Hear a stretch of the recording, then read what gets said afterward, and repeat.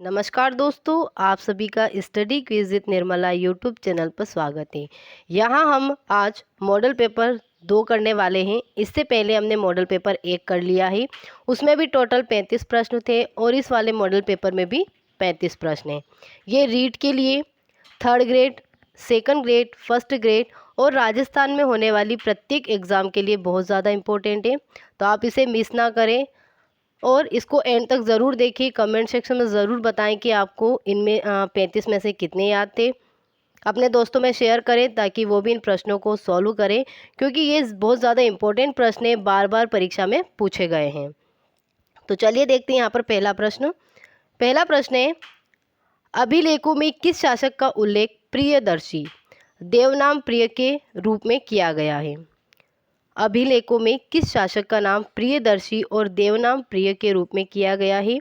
चंद्रगुप्त मौर्य, अशोक, समुद्रगुप्त या फिर हर्षवर्धन? तो यहाँ पे राइट आंसर हो जाएगा बी, अशोक का नाम प्रियदर्शी और देवनाम प्रिय अभिलेखों में मिलता है। और अगर अभिलेख पूछे जाए आपसे तो राइट आंसर वहाँ पे रहेगा मास्की और गुर्जरा। नेक्स्ट है क्वेश्चन नंबर 2, चार्ल्स वुड का आदेश पत्र निम्नलिखित में से किससे संबंधित था? शिक्षा से, व्यापार से, प्रशासनिक से या फिर सैन्य सुधार से? तो राइट आंसर हो जाएगा शिक्षा से संबंधित था चार्ल्स वुड का जो आदेश पत्र था। नेक्स्ट है, लॉर्ड विलियम बेंटिंग के द्वारा सती प्रथा किस वर्ष समाप्त की गई?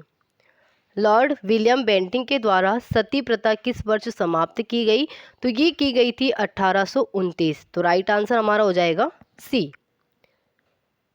नेक्स्ट है, उपनिषदों के समय वह विद्वान महिला कौन थी जो दार्शनिकों की सभा में उच्च ज्ञान पर संभाषण करती थी? अपाला, घोषा, गार्गी या विश्ववारा? तो राइट आंसर यहाँ पे रहेगा सी, गार्गी। नेक्स्ट है, निम्नलिखित में से कौन सविनय अवज्ञा आंदोलन से संबंधित नहीं था? सविनय अवज्ञा आंदोलन से किसका संबंध नहीं था? सी, राजगोपालाचारी, अब्बास तैयबजी, सरोजिनी नायडू या फिर लाला हरदयाल? तो राइट आंसर रहेगा डी, लाला हरदयाल। नेक्स्ट है, 1906 में मुंबई में प्रथम भारतीय महिला विश्वविद्यालय की स्थापना के पीछे महान शक्ति कौन था? प्रथम भारतीय महिला विश्वविद्यालय की स्थापना के समय 1906 में मुंबई में कौन सी शक्ति थी या किसके द्वारा किया गया? Dadabhai Naoroji, D K. Karve, S Bengali या फिर बी.एम. मालाबार? तो यहाँ पर राइट आंसर हमारा रहेगा बी, डी.के. कर्वे। नेक्स्ट है प्रश्न नंबर 7, शून्य और दशमलव सिद्धांत का जन्म किस काल में हुआ? तो ये हुआ था गुप्त काल में। तो राइट आंसर हो जाएगा ए, गुप्त काल।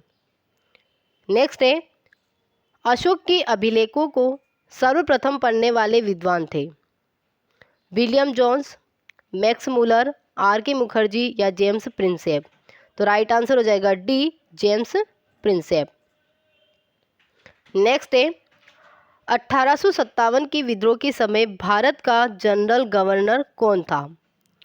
भारत का गवर्नर जनरल कौन था 1857 के विद्रोह के समय? तो यहाँ पर राइट आंसर हो जाएगा लॉर्ड कैनिंग। लॉर्ड कैनिंग यानी बी यहाँ पर सही उत्तर है। अगला प्रश्न है, निम्नलिखित कौन सा क्रम घटनाओं को सही कार्यक्रम में दर्शाता है? निम्नलिखित में से कौन सा क्रम है जो घटनाओं को सही कार्यक्रम में दर्शाता है?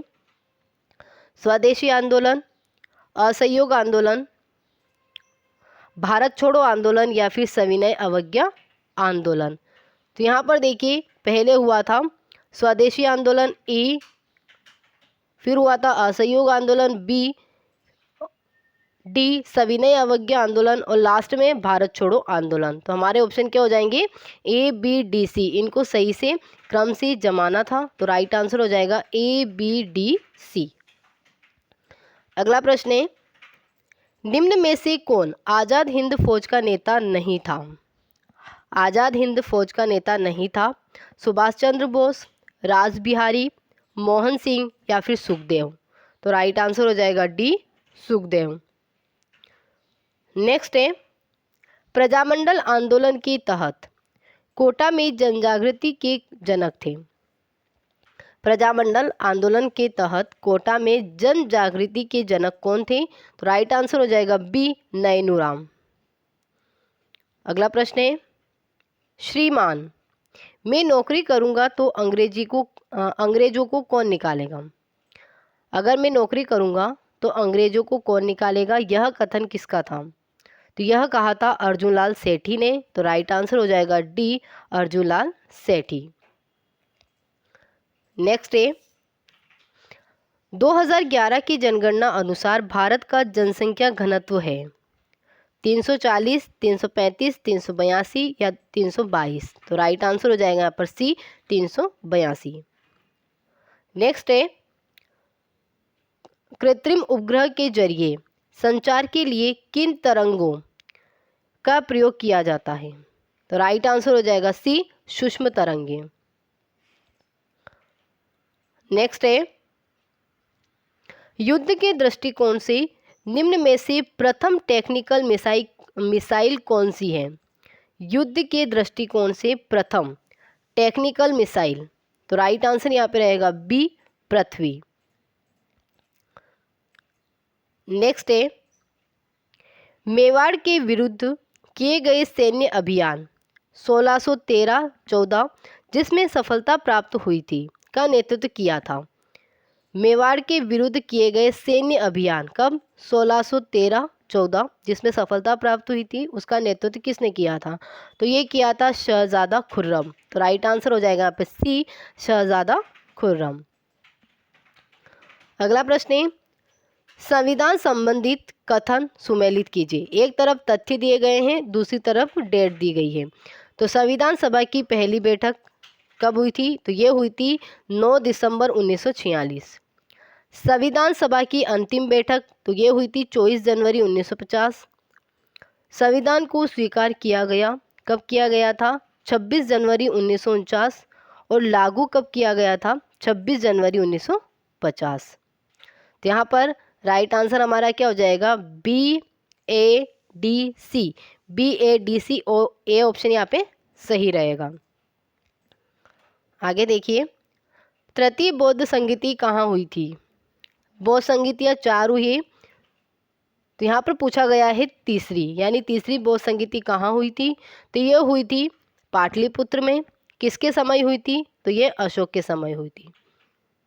राइट आंसर हमारा क्या हो जाएगा? सी। सुमेलित करना है, एक तरफ तथ्य है, एक तरफ भाग है। तो यहाँ पर सुमेलित कीजिए। नीति निर्देशक तत्व ये कौन से भाग में है? तो ये भाग 4 में है, यानी कि सी। मूल कर्तव्य भाग 4 51 क में है। ए। मौलिक अधिकार बी भाग 3। राज्य व संघ भाग 1। तो राइट आंसर हमारा क्या हो जाएगा? C A B D, C A B D, यानी ए ऑप्शन यहाँ पे सही रहेगा। नेक्स्ट है, निम्न में से राज्य के मुख्य सचिव का कार्य नहीं है?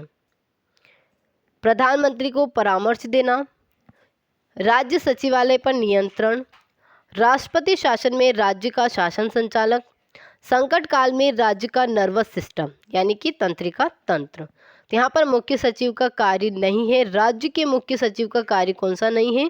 तो राइट आंसर हो जाएगा ए, प्रधानमंत्री को परामर्श देना। नेक्स्ट है, जिला स्तर पर जिला परिषद का सरकारी अधिकारी होता है?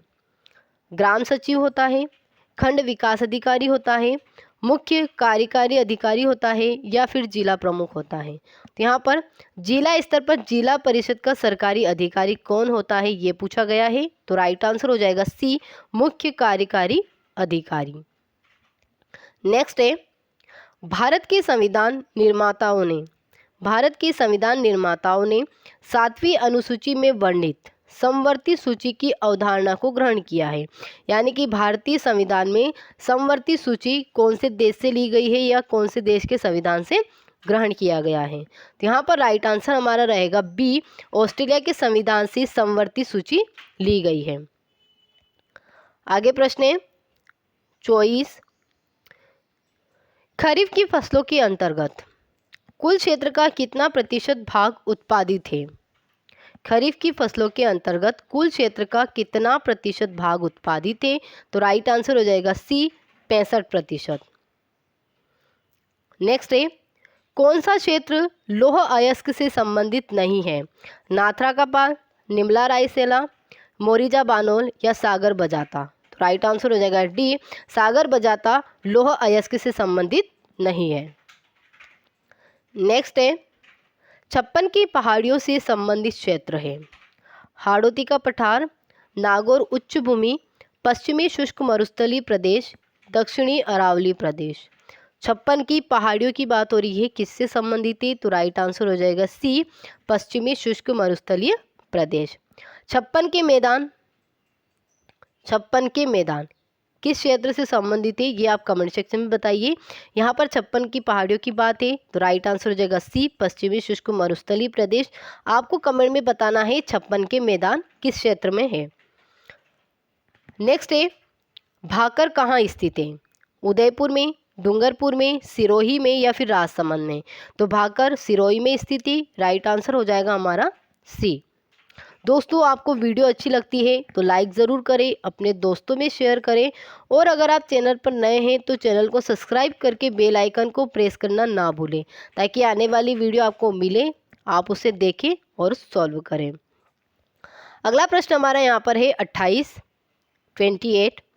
राजस्थान को कितने जलवायु प्रदेशों में बांटा गया है? जलवायु प्रदेश पूछे गए हैं, तो आप गलती से 4 मत कीजिएगा। जलवायु प्रदेशों में राजस्थान को 5 भागों में बांटा गया है। शुष्क, अर्धशुष्क, उपाद्र, आर्द्र और अति आर्द्र। 5 नाम याद होने चाहिए आपको, शुष्क, अर्धशुष्क, उपाद्र, आर्द्र और अति आर्द्र। तो राइट आंसर हमारा क्या हो जाएगा? सी। नेक्स्ट है, 6 से 14 वर्ष तक की आयु के सभी बच्चों के लिए शिक्षा का अधिकार एक मूल अधिकार है। अनुच्छेद पूछा गया है कि किस अनुच्छेद में 6 से 14 वर्ष तक की आयु के सभी बच्चों के लिए शिक्षा का अधिकार एक मौलिक अधिकार है? तो यह आंसर यहाँ पे हो जाएगा हमारा अनुच्छेद 21(1) के अंतर्गत, यानी बी ऑप्शन यहाँ पे सही रहेगा। नेक्स्ट है क्वेश्चन नंबर 30, 12वीं पंचवर्षीय योजना का उद्देश्य क्या है? ए यहाँ पर सही हो जाएगा, तीव्र, धारणी एवं अधिक समावेशी विकास। नेक्स्ट है 31, मनरेगा